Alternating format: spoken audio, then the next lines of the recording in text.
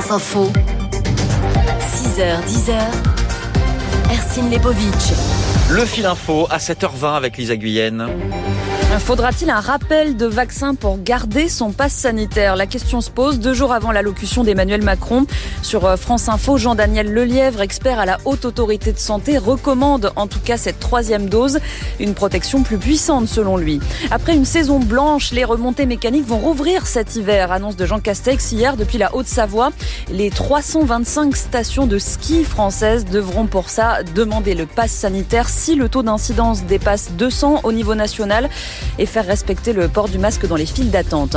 Le masque justement qui redevient obligatoire dès demain à l'école primaire pour 39 départements. Il s'ajoute à la liste de ceux qui étaient déjà concernés, au total 61 départements. Les États-Unis dénoncent un acte apparent de terrorisme après l'attaque au drone qui a visé le domicile du Premier ministre irakien la nuit dernière. Mustapha Al-Kazimi n'est pas blessé, je vais bien, dit-il dans une vidéo postée quelques heures plus tard. 100 000 manifestants à Glasgow selon les organisateurs et des marches pour le climat en France et partout dans le monde hier pour réclamer des actes alors que s'achève la première semaine de la COP26.